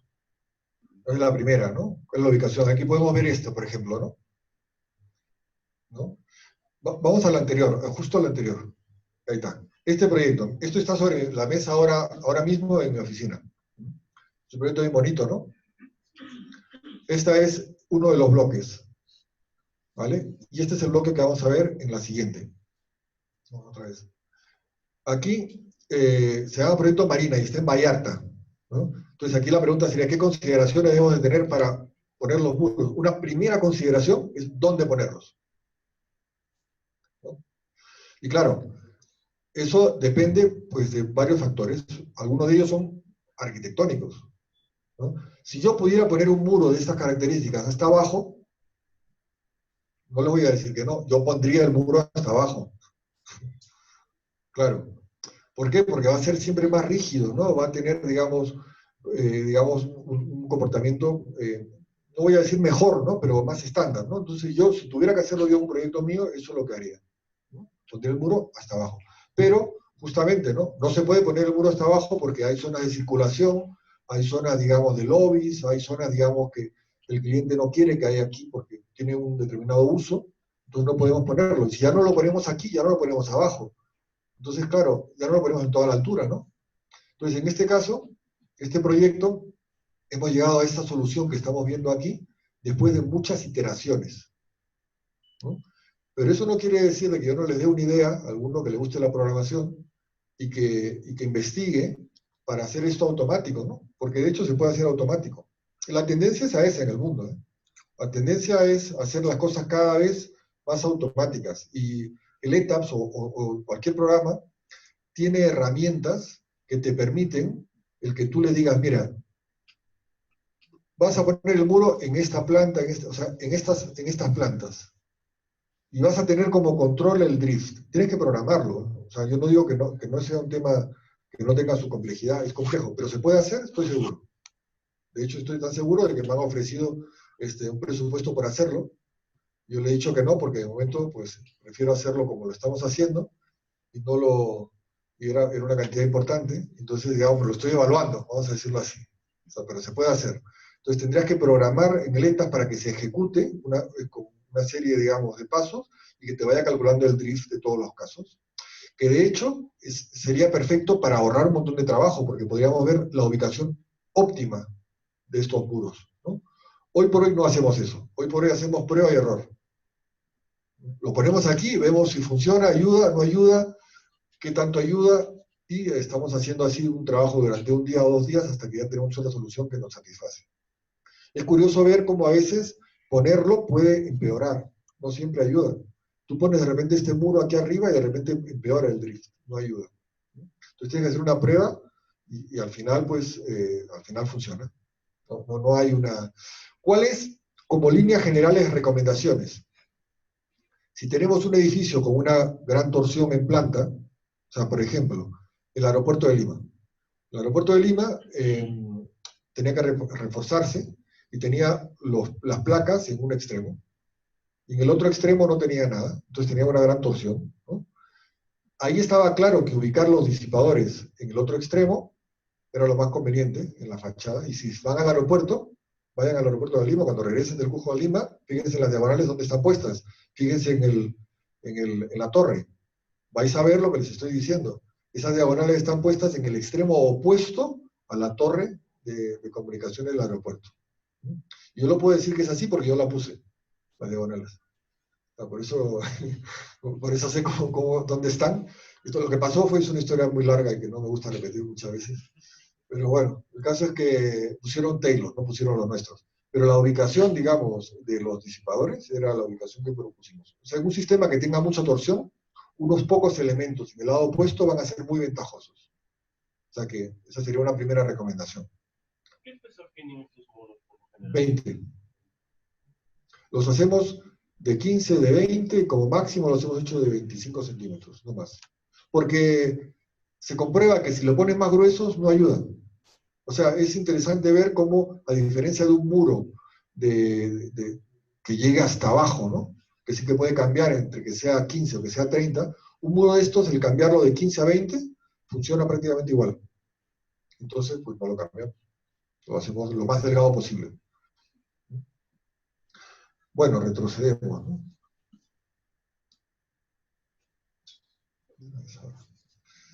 Me vas avisando los tiempos, son 6:30. Estamos bien, ¿no? Sí, una media hora más, digamos. Vale. Bueno, pues este sería el proyecto justamente en el que tenemos lo que les mencionaba de la torsión. Es un proyecto real, proyecto Urbania en Guadalajara. Estos son los muros ya ejecutados, y aquí teníamos los disipadores, y alrededor había una junta de 1 pulgada, ¿no? 2,5 centímetros. Esto es una imagen, esto no es así, se pusieron en vertical. Vamos a la siguiente. Esas son posibles ubicaciones de los disipadores. Se pueden poner formando muros acoplados, que tiene una gran ventaja, porque la inercia se convierte a la inercia de todo este ancho en vez de la inercia de este muro. Imagínense, este muro tiene 2 metros, esto tiene 2 metros y esto tiene 2 metros. Potencialmente podríamos tener la inercia de un muro de 6 metros comparado con la inercia de uno de 2, o de 2 de 2. Pero como entra al cubo, o sea, esto es muy interesante. Si se puede y arquitectónicamente nos deja, eso está muy bien. La otra alternativa es la clásica, ¿no? De Chevron, ¿no? Otras son diagonales como esta, que se pone el disipador para evitar, como digo, el pandeo. O otras son los muros desacoplados como estamos viendo aquí. Pasamos a la siguiente. En este diagonal, sí le aplica el BRB. Claro, aquí en este hay que poner pandeo restringido o hay que poner el disipador para que no pandee. Es algo obligatorio. Por eso a mí me cuesta muchísimo entender cómo se están reparando escuelas en el Perú, o cómo hay la propuesta de reparar escuelas en el Perú, con diagonales así concéntricas, delgaditas, puestas así, concéntricas de 2,5 pulgadas. Me parece una barbaridad. Yo jamás lo haría en un diseño. Jamás. Mira que he hecho diseño y mira que hago cosas complicadas y riesgosas, ¿no? Porque yo creo que nadie puede decir que no hagamos cosas que son muy difíciles, ¿no? Sí, complicadas, pero jamás yo haría una cosa así, porque sé lo que hay detrás de un sismo severo, ¿no? Y un tubito que puede pandear justamente pues es lo opuesto a lo que uno debe hacer. Pero si, imagino que esa idea, no la conozco muy bien, pero imagino que esa idea de alguna manera es un copy de estructuras metálicas, ¿no? Claro. Las estructuras metálicas normalmente colocan una X o una diagonal. Pero con buckle extreme braces. Bueno, en las que he visto, en las que personalmente yo he diseñado, no, la verdad que nunca le he puesto el BRB. Porque los sismos en la zona donde estamos ahora mismo no son como las zonas tan severas como puede ser en California. Yo cuando te hablo de los sismos de estas magnitudes, te hablo de zonas como California. Y que tú te encuentras en California, que tienes una valla de alambrado, que de repente, pues, después de un sismo, la valla está aquí y la otra está a 5 metros por allá, ¿no? Entonces te encuentras con unas magnitudes sísmicas a una distancia epicentral muy fuerte. No es lo mismo un terremoto a una distancia de 1 kilómetro que a 50 kilómetros. Las componentes decaen muchísimo, ¿no? Entonces, en California, los terremotos severos están a distancias epicentrales muy, muy próximas, ¿no? Entonces, por lo tanto, la rigurosidad o la demanda que puede originar un sismo ahí es mucho mayor. Entonces, por eso en esas zonas tan severas sí que es, digamos, obligatorio el usar, nadie utiliza los concentric braces. Simplemente no se hace. De forma moderna, ¿eh? Hay dos preguntas. La primera es, indican si es que el muro desacoplado necesariamente tiene que colocarse casi en todo la luz del pórtico. No, por descontado que no. Claro, claro, se puede poner, de hecho se puede poner pegado a un lado, con una puerta al otro, ¿no? Se puede hacer, digamos, de hecho lo hemos hecho varias veces. Luego preguntan si es que es necesario en el muro desacoplado colocar esa especie de diente o ventana, No. o se puede colocar, se puede dejar toda la misma franja. Claro, claro, se puede hacer todo horizontal. Esto es un tema, digamos, simplemente arquitectónico, digamos. Es arquitectónico. Perfectamente se puede hacer, digamos, aquí horizontal y hacer simplemente una línea, digamos, un rectángulo, ¿no? Sin hacer toda esta complejidad. ¿Sí? ¿Sí? ¿Más preguntas? Bueno, ahí Sí. el tema de las horizontales, ¿no sería tan importante de repente que pandee, porque no se supone que van a trabajar más en tracción? No, lo que pasa es que una trabaja en compresión y otra en tracción. Claro, pero Sí. si invierte sentido, no importa que se pandea, porque al final se va a reaccionar. Claro, pero un elemento que está pandeado, o sea, lo vas a alargar, pero ya está pandeado. Cuando un elemento está pandeado, ya está roto. Hay un montón de vídeos, esto lo puede ver, yo he compartido varios vídeos y de hecho en mi página seguro que están todavía y si no puedo compartirlo a través de Axel que veas, como cuando un elemento ya pandea, es que estrictamente ya falló, aunque después lo endereces. Y si además le sumas que puedas tener ahí tensiones residuales, digamos que eso se va a romper en 2-3 ciclos de carga. Y se rompe en 2-3 ciclos de carga. Por eso, o sea, estamos hablando, como digo, sismos severos, ¿no? Estamos hablando de eso, siempre hay que tenerlo muy presentes y bueno, digamos, y que hoy por hoy ya no se utilizan. Eso no quiere decir que no se hayan utilizado antes mucho, y estructuras antiguas, pero hoy por hoy en una zona, en California, por ejemplo, nadie lo hace. Nadie lo hace y no lo hacen de otras cosas porque la norma también penaliza muchísimo esas estructuras. En las normas americanas, el que tú uses un concentric brace, tienes que tener un factor de seguridad adicional justamente por lo que estamos hablando, ¿no?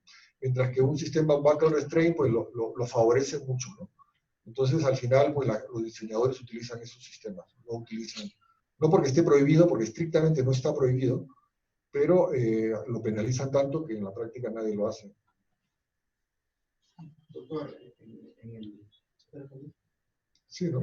Doctor, en el caso de... O sea, hay algo acá que está medio raro para mí, porque, por ejemplo, las naves industriales que hoy por hoy diseñamos nosotros, normalmente en el techo se colocan, normalmente se diseñan por viento, las cruces que hay arriba. Sí. Entonces, y siempre que diseñamos por viento, simplemente, como sabemos que no va a trabajar por compresión, porque se va a pandear, solo trabajamos por tensión del viento. Sí. Entonces, pero eso de allá se utiliza bastante en los libros norteamericanos, ¿no? Se puede ver Jack McCormack, algunos no, libros. pero claro, eso está bien, y eso hay que hacerlo, pues. Hay que hacerlo, porque son los arrastramientos para los elementos, para las correas, o para las propias vigas, ¿no? Eso sí, pero eso es otra cosa diferente. Pero son cruces que están arriba, que de todas maneras, si usted me dice que se van a panear, ¿no? No, pero esas son barras que normalmente son muy, muy, muy delgaditas. Claro, tan delgaditas que realmente pandear no van a pandear. Porque son tan delgadas que no van a pandear. No es lo mismo que un tubo. O sea, si tú pones una barrita, o sea, una barra, por ejemplo, de media, por ejemplo, una barrita de media en 4 metros de longitud, eso no tiene rigidez, no tiene pandeo, o sea, no va a pandear. O sea, el pandeo que pueda tener no existe porque es tan flexible que no tiene ese problema. No es lo mismo que tú pongas un perfil. Que tú pongas un perfil que sea de 2,5 pulgadas o que sea de 4 pulgadas, ya es un perfil. Entonces ya no es lo mismo. No es una barrita que tú la puedes visualizar, ¿no? Que realmente es muy flexible, ¿no? Y hay que ponerlas porque lo que haces es normalmente solo consideras una de las dos, pues, ¿no? Considera la que está en tracción, pues, o sea, una dirección una y la otra dirección la otra, ¿no? Eso sí se hace, pero no es lo mismo. En ese caso, más que pandeo, ya sería de plastificación. O sea, en la varita delgada sería como que se curva y nada más, ¿no? Ya, exacto, sí. Cambia su forma. Nada más, exacto. Y el otro, más que ya va a haber daño, le va a plastificar. Ah, exactamente, a eso me refiero, exactamente. No es lo mismo, pues. El primero no hay daño, no hay plastificación, se deforma y ya está. Pero en la otra sí, o sea, en la otra, a la que llega, digamos, a un cierto límite, pandea y plastifica. Y los tubitos cuadrados, se ha visto experimentalmente en los últimos años, tengo entendido, que hay unas concentraciones de esfuerzo fuerte en las esquinas. Hay unos vídeos muy interesantes. A ver si los encuentro y para el resto del curso lo podemos visualizar. Son unos vídeos que se ven 2 o 3 ciclos de carga y se rompe. Profesor, pero así tengas cruces, Sí. En una estructura metálica, por ejemplo, cruces, o sea, una X, por ejemplo, yo no creo que con esa X el acero sea menos dúctil que el concreto, ¿no? Porque el concreto es más frágil, ¿no? O sea, solo poniéndome a pensar, ¿no? El R8, que en realidad es un poco injusto, ¿no? Porque al acero, acá en Perú, por ejemplo, le colocamos un R6, por ejemplo, para cuando tiene... No, eso no es correcto. Fíjate, el acero es un material muy dúctil bajo ciertas condiciones. Por ejemplo, ¿por qué está prohibido la soldadura triaxial? Está prohibida la soldadura triaxial. O sea, uno no puede, no debe, por lo menos, soldar en 3 direcciones.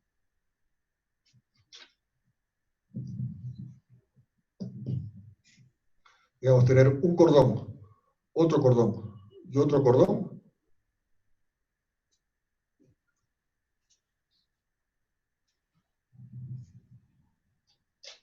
Eso está prohibido. No digo que más de uno no lo haga, pero espero que a partir del curso ya no lo haga. ¿En qué caso? Si ya lo han hecho, ya lo han hecho. Pero espero que a partir de ahora no lo hagan. ¿Y por qué está prohibido? ¿En qué caso? No, está prohibido siempre. No, pero ¿en qué caso será que... Bueno, cuando tienes una conexión, que tienes que soldar una placa, que tienes un rigidizador, por ejemplo, tienes una placa y tienes un rigidizador en otra dirección. O sea, en esos casos, alguno tiene que cortarlo. Y se arregla además tan sencillito como que simplemente no sueldas 2 centímetros ahí y ya está. Haces una abertura, porque el acero en un estado triaxial de tensiones es frágil. El acero en un estado triaxial de tensiones, y eso ha originado que se caigan muchas estructuras, ese detalle. Cuando hay 3 tensiones, un estado triaxial de tensiones, el acero es frágil. ¿En qué caso se daría un caso triaxial de tensiones? Pues eso, cuando tienes 3 cordones de soldadura en la misma dirección. Entonces, eso digamos, es un caso. Pero Entonces, igual de triaxial también necesita el revueltito, ¿no? no, pues porque ya no hay soldadura, pues. O sea, la soldadura cuando calienta algo genera tensiones residuales. Sí. Entonces, si tienes tensiones en las 3 direcciones, eso, digamos, o sea, en general no es conveniente cruzar cordones de soldadura. Y no es recomendable. Y tener 3, ya eso está prohibido. ¿Esos cordones son tipo filete o son de penetración? No, da igual, pues cualquiera de los dos, o sea, cordones de soldadura. Así que, pero digamos que, o sea, que el acero sí es un material dúctil, pero en general, o sea, no, este caso que te digo es un caso real, o sea, es frágil en un estado triaxial. Y es frágil también en pandeo. El pandeo hay unas imágenes que tengo también espeluznantes de estructuras metálicas antiguas, sobre todo, ¿no? Como están todas pandeadas, ¿no? Bueno, vamos a avanzar, que si no, vamos a quedar muy lejos. Esta es otra aplicación que no la he hecho todavía, pero ahora estamos estudiando hacer un brazo disipador. Es una tesis que nos gustaría hacer y que hemos planteado y es un tema bonito. Hacer muros acoplados, o sea, 2 muros de concreto, que los unimos y que la viga de acople la reemplazamos por un perfil metálico disipador, que sería un poco la idea que se ve aquí, ¿no? Una viga de acople. Bueno, disipadores ya, esto es bien antiguo, pues estamos hablando, esto es del 2016, en este momento tenemos más de 1.500 o 1.700 unidades ya instaladas en México, en Ecuador, en Perú. Entonces realmente el sistema pues ha tenido bastante aceptación. Aquí son algunas de las obras, ¿no?, que hemos ejecutado. Vamos a la siguiente. Hay bastantes en Perú, como podéis ver, ¿no? La primera que se hizo en Perú fue esta obra en el año 2003. Ya presentamos un artículo en este congreso en Iquitos, y es el Casino Mubarak, ¿no? Ahí pusimos estos muros desacoplados en una esquina, y hay un artículo, los que están interesados pueden verlo, el artículo en este congreso, ¿no? Está el artículo completo, y si no, pues yo se lo puedo facilitar también, no hay ningún problema. Era una tridilosa, como podéis ver aquí, en la tridilosa, ¿no? Está invento de Berto Castillo, que después en Perú con mi padre hubo una gran difusión, y teníamos la tridilosa. Bueno, vamos a la siguiente. Otra aplicación aquí se ve para controlar el pandeo es esta, ¿no? La fuerza que se transmite al tubo es la misma que la fuerza que tiene la platina, esta que vemos aquí. Entonces hacemos una holgura, o sea que hay aire, es importante que no se suelde, si no se suelda no funciona. Y el disipador es este que veis aquí, horizontal. Entonces, este es el disipador, esta ventanita azul es el disipador, y la fuerza se transmite a través de esta platina al disipador, y el disipador por estos extremos al tubo, y aquí hay un cierto movimiento. Entonces, esta es una manera de instalar el disipador dentro de una diagonal para evitar su pandeo. Esto es en la Facultad de Odontología, me parece. Aquí se ve, ¿no? Aquí hay diferentes elementos en los cuales hemos estado insertando el tubo. Esto es con Alberto Ordóñez, que fue el ingeniero. Nuestra idea siempre es colaborar con otros, ¿no? En este caso, Alberto, pues colaboramos con él haciendo esta, digamos, esta estructura. Vamos a la siguiente.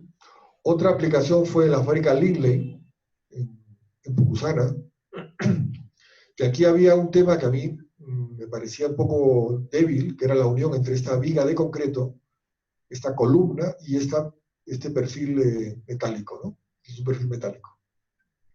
Entonces quiere decir que la solución que habían planteado era una solución curiosa, o sea, en una columna, después se interrumpía la columna, venía la viga por arriba de concreto, y perpendicularmente teníamos esta viga metálica, ¿no? Entonces a mí el nudo me parecía que, claro, si esta columna hubiera subido, ¿no?, y abrazado el nudo, me daría más confianza, pero constructivamente, pues esto era laborioso y era digamos, complicado, entonces no querían hacer esa solución por el encofrado. Entonces propusieron, bueno, les propusimos por qué no poníamos estas diagonales para reforzar el nudo. Y el disipador viene pues aquí adentro, ¿no?, como se ve aquí, ¿no? Entonces aquí se ve el modelo y el cálculo que hicimos, ¿no? Vamos a la siguiente. Hicimos cálculos con terremotos, tiempo historia, como los que vamos a ver en este curso, ¿no?, que vais a aplicar, un tiempo historia, y obtuvimos unos resultados sin disipadores, ventajas, bueno, un ahorro, pues el ahorro principal era el momento en la viga, ¿no? Si vamos a la siguiente. O sea, el ahorro principal era como el momento en este punto bajaba drásticamente y el momento principal se originaba aquí, ¿no? Como la estructura de madera, ¿no?, que se ponen, ¿no? El momento principal, en vez de ser en este punto, se concentraba en donde nace la diagonal, y entonces logramos liberar, porque aquí era la solución sin disipadores, ¿no? Entonces básicamente en este caso era mejorar el nudo. O sea, eso es una herramienta. No pretendo dar una solución para todos los problemas, simplemente que en algunos casos esto puede serles útil. Una columna muy esbelta, por ejemplo, que no puede ser más grande por lo que sea, metálica. Esto es una solución. Otra aplicación fue en Metalco, ¿no? Hicimos un edificio bastante grande, ¿no?, que tenía luces de 13×13, unas cargas importantes, todo con post-tensado y con diagonales, con disipadores, como se ve en el perímetro, ¿no? Esto se construyó hace unos, bueno, en el año 2015. Y aquí está dentro ya la fábrica operativa con el post-tensado y con las diagonales, ¿no? Esta es la placa de cómo se instala, ¿no? Básicamente son unos anclajes, ¿no?, que van dentro, ven aquí, que van dentro, y se inserta dentro del nudo. No tiene nada que no se pueda hacer con facilidad. Este es uno de los proyectos más grandes que hemos hecho, que es la torre de Paradox. Estas son imágenes muy antiguas, realmente está terminada y está en funcionamiento. La torre Paradox, de 62 niveles. Hicimos un ahorro muy importante porque había una placa que iba a tener pues, prácticamente los 200 metros de altura. Y la convertimos a diagonales con el disipador. Es decir, fue un ahorro de peso, ¿no? Si vemos en la siguiente, creo que, bueno, estudios de fachada, bueno, esos son muy antiguos. Vamos a la siguiente. Estas placas que se ven aquí, las reemplazamos, ¿no? Las reemplazamos en vez de placa por diagonales por un tema de ahorro de peso, básicamente. Aquí se ve toda esta altura. Y bueno, esto ya ha sido sometido al terremoto muy reciente de México, ha funcionado perfectamente. De hecho, hubo el tema que creo que ya comenté la vez anterior, de que hubo el terremoto, un terremoto primero, yo pedí que lo instrumentara para ver cuánto se había movido, entonces teníamos la medición exacta, y al cabo de 2 semanas hubo otro terremoto más fuerte, y lo volvimos a medir. Y vimos cómo había recuperado su posición, por lo tanto la respuesta había sido elástica. O sea, realmente, en los 2 eventos sísmicos, mi opinión es que los disipadores no han plastificado. Incluso con ese evento sísmico no ha habido inicio de plastificación de los disipadores, lo cual quiere decir que tenemos un margen de seguridad pues enorme, ¿no? Porque las estructuras grandes lo que tienen, o la protección que tienen es el periodo, pues, ¿no? El periodo es muy largo, ¿no? Realmente la fuerza sísmica, pues, para una estructura un periodo de 5 segundos que tiene, pues es muy baja, ¿no? Como si estuviera aislada sísmicamente. Bueno, es una foto de la construcción. Imágenes, ¿no? Cómo la colocamos con estas placas, porque a veces la longitud de anclaje no es suficiente, entonces le ponemos en los extremos, ¿no? Estos como bulones, ¿no? Para restringir para darle más adherencia, ¿no? Otro proyecto es Ixtapa, que también es muy bonito. Este proyecto Ixtapa está siempre en zona muy sísmica. Este es una de las zonas fuertes de México, está como en Acapulco. Toda la costa de México es muy sísmica y esta pues está en una zona de máxima sismicidad, ¿no? Y aquí también reemplazamos este muro, en vez de concreto lo pusimos con disipadores, con sus elementos, ¿no? Aquí sí, hasta ahora no ha habido ningún terremoto en la zona, pero como digo, es una zona de máxima sismicidad. Estos son detalles de cómo soldamos. Básicamente, pues, se hace el bulón, ¿no? Alrededor con la soldadura, ¿no? Vamos a la siguiente. Este es el proyecto Urbania.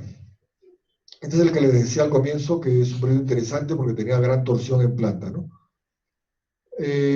Cuando nos encontramos con este proyecto, nuestra idea siempre a priori es no usar disipadores porque siempre tenemos después otras más dificultades, digamos, ¿no? Desde el punto de vista operativo, de control, tenemos más trabajo, ¿no? Entonces, a priori, si podemos, no los ponemos. Pero, en este caso, con la solución de pórticos, no podía ser. O sea, simplemente hacíamos el cálculo, la torsión que tenía en planta era tan grande que no funcionaba. Teníamos que crecer muchísimo las columnas. Eso es lo que vamos a ver. Es un edificio que tiene unos 76 metros de altura, 3 sótanos, son 23 niveles, ¿no? Y se evaluaron, como digo, las 3 alternativas. Pórticos convencionales, pórticos con el muro apeado o muro discontinuo, ¿no? Y el sistema de disipación con los muros desacoplados. Entonces vamos a la siguiente. Esta sería el primer modelo, ¿no? Que sería pues, la estructura aporticada. Tiene placas, pero solamente tiene placas atrás, fíjense, en esta parte, que era donde podía ver. Eso genera, pues, si uno lo mira, una gran torsión en esta dirección. Aquí, si poníamos placas, no podían bajar hasta abajo. Entonces, bueno, lo primero, pues hicimos nuestro modelo en el ETA, hicimos la altura y lo calculamos. Pues es un poco el resumen, que vamos a pasarlo rápido porque esto no es lo que queremos ver aquí ahora. Los periodos, ¿no? 3 segundos, 2 segundos, cálculo, torsión, bueno, y aquí vemos, no cumple, ¿no? Hicimos el cálculo con la normativa de allá, que es del orden de 10, ¿no? 0.01, y calculamos y vemos que estamos fuera. No cumple. ¿En qué dirección? En la dirección, o sea, en esta dirección. Así. En este punto, ¿qué opciones tiene un diseñador? Las opciones son aumentar columnas más grandes, aumentar las vigas, pero da un momento en el cual no cumple, o sea, tienes que aumentar mucho para que cumpla. Las estructuras como que tienen una especie como de rango, ¿no? En el cual, a partir del cual, si algo está mal planteado, como si le pones un corsé, no va, o sea, tienes que aumentar muchísimo para que funcione, ¿no? Entonces, eso ya te da una indicación de que algo no funciona. En este caso, lo que no funciona es la torsión. Pero sería un camino, columna pues de 2 metros y viga pues en vez de 70, pues de 100. Entonces la solución 2 es la otra clásica, sería poner muros de concreto, ¿no? Muros de concreto, pero no pueden bajar hasta el sótano, eso es algo que está, digamos, restringido, ¿no? Entonces tendríamos que poner los muros, que son estos que se ven aquí, estos muros, pero con la condición de que no bajen, ¿no? Como se ve aquí, no bajan, para que puedan circular.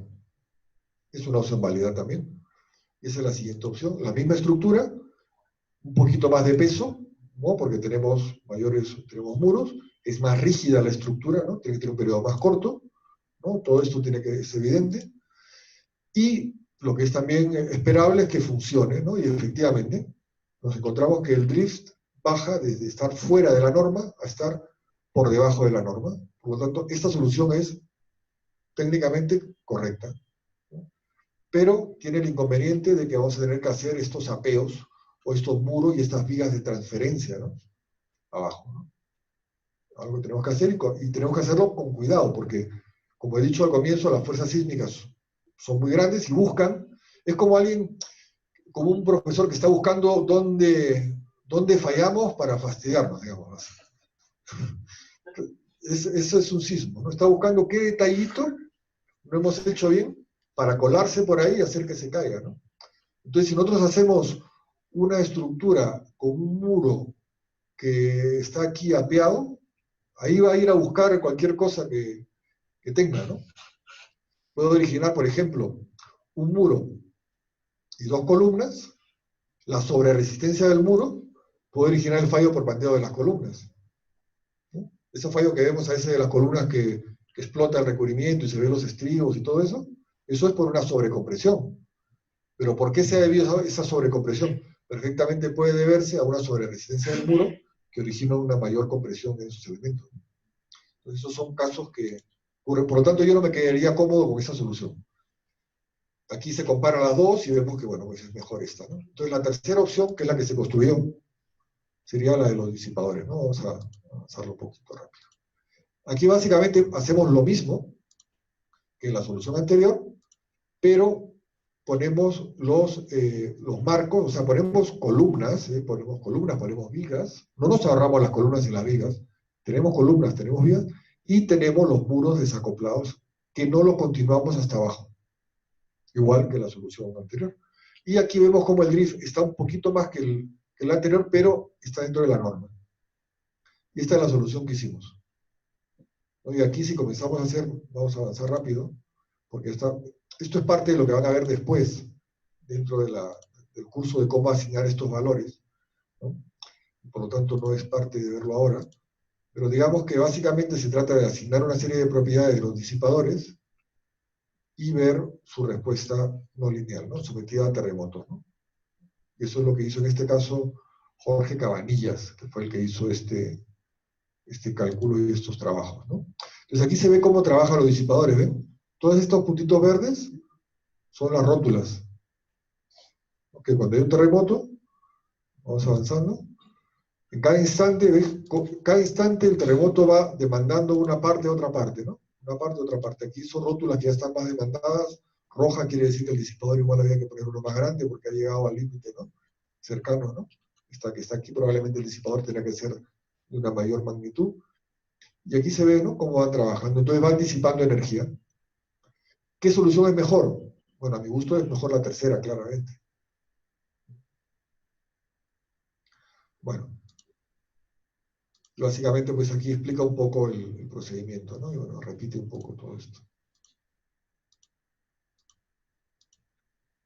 Son diversos instantes, ¿no?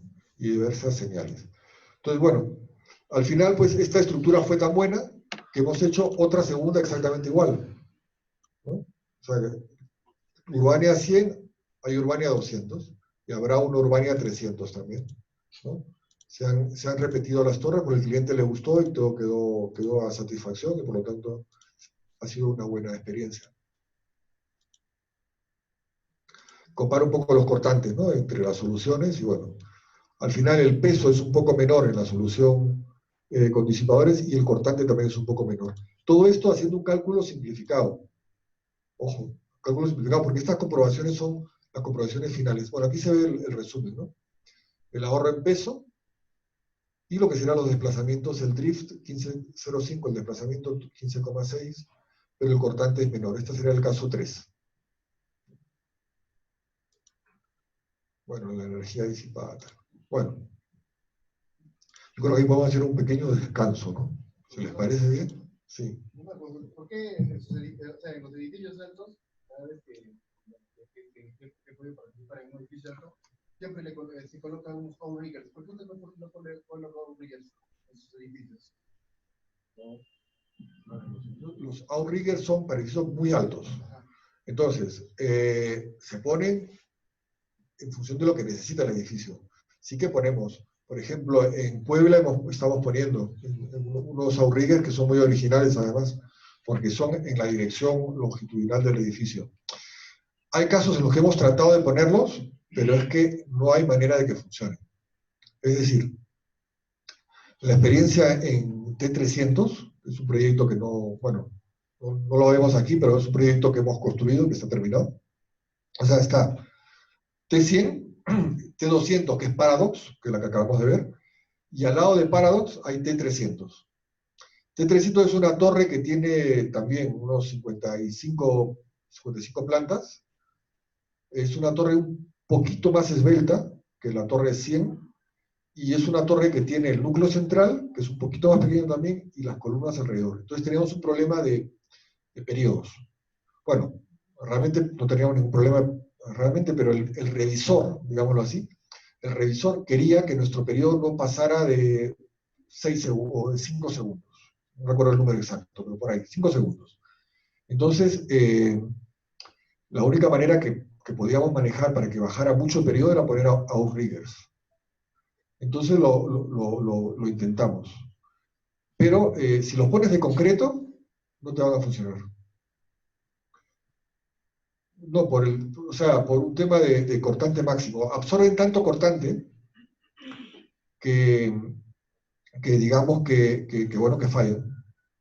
En las estructuras metálicas es más fácil de ponerlos.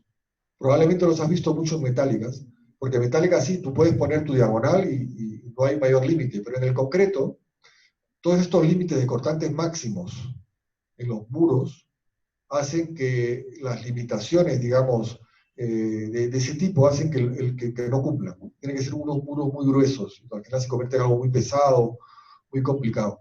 Entonces, al final lo que hicimos fue ensanchar columnas, añadir vigas interiores, y no usamos esos outriggers en ese proyecto.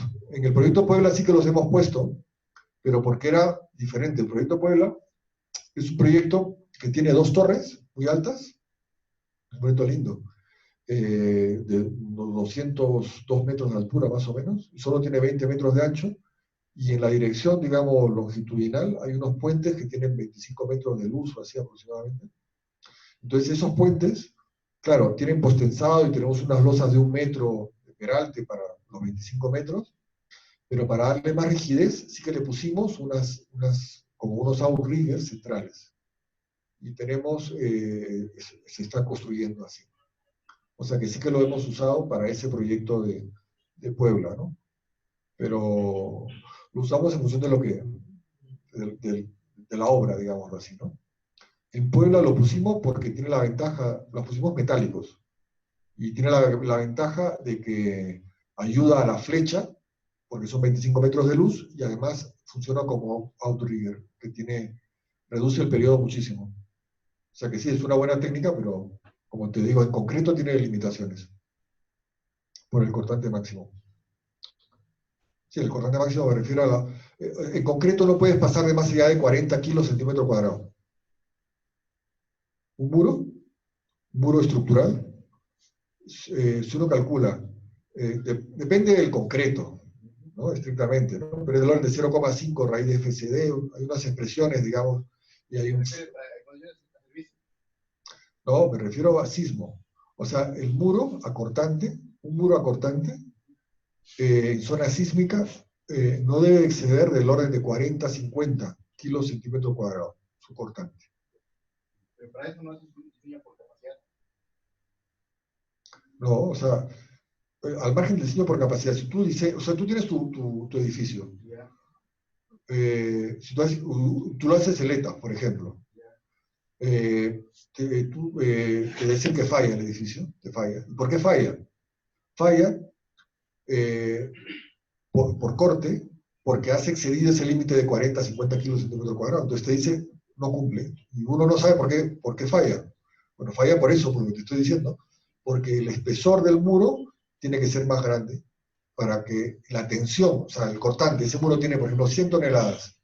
Divide 100 toneladas entre su longitud y su espesor, y ese valor no debe de exceder del orden de 40 a 50 kilos centímetro cuadrado. Si excede, te falla. Y uno igual no sabe por qué falla. Y entonces lo hace más ancho, pero falla por este límite que te digo. Si uno hace ese cálculo en un outrigger, te va a salir que de repente el cortante son 80 kilos centímetro cuadrado. Pues claro, tiene que ser un muro que en vez de 40 pasa a 60. ¿Y cuál es el problema? Que lo hace de 60 y el cortante en vez de ser 100 te pasa a 150. Entonces, no pasa, pues tiene que ser más grande todavía. Entonces, al final entras en un bucle que no tiene solución. Entonces, o lo conviertes en metálico, con todas las implicancias de las uniones y las complejidades de todos los extremos, o no lo pones. Son las dos opciones. Haciendo uso de otras soluciones, ¿no? Esa es mi experiencia.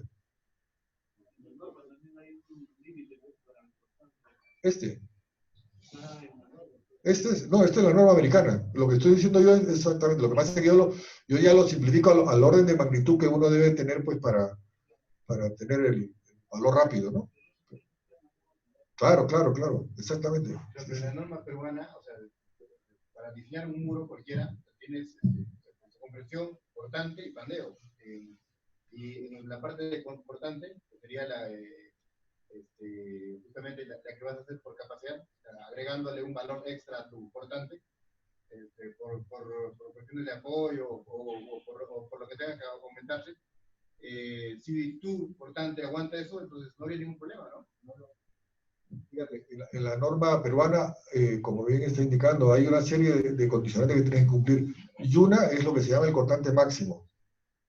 O sea, si tu cortante, tu solicitud, tu cortante actuante en el muro es 100 toneladas, y tú divides 100 entre la longitud del muro y el espesor, y se supera un cierto límite que de memoria te diría que es de 0,5 por la raíz de F'C, multiplicado por un phi delante, que es la minoración del cortante, que suele salirte del orden de 40 a 50 kilos centímetro cuadrado, simplemente te dice que no es admisible. Es como una viga cortante también. Una viga cortante también tiene un límite máximo. No importa cuánto refuerzo estribado pongas, pero el B sub C más el B sub S hay un máximo, ¿no? Sí, lo que parece están las dimensiones, ¿no? Por eso. La calidad del concreto. Claro. Mira, para la calidad del concreto es como el chocolate del oro. O sea, que se dice una expresión que me gusta decir, es como son como los decimales, porque pasas de la raíz de 250 a la raíz de 300, estás hablando de un 3%, 4%, 5%. Si algo te falla por un 60%, tienes que aumentar el espesor. Pero es que al aumentar el espesor absorberá más cortante y va a ser más la solicitud. Entonces entras en un bucle. Claro, entonces... Claro, pero ese piso concentra mucho la demanda. O sea, yo te digo, los outriggers de concreto, yo los he intentado poner, pero el problema que me encuentro siempre es el cortante máximo que hace que salgan muy grandes, digamos. O sea, demasiado espesor. Entonces los pongo metálicos, como en Puebla. No hay problema, mejor de metálico, ¿no? Ahí no tiene limitación. Nunca he visto el de metálico. Bueno, Bueno, por favor, unos minutos y retomamos, unos 15 minutos y retomamos.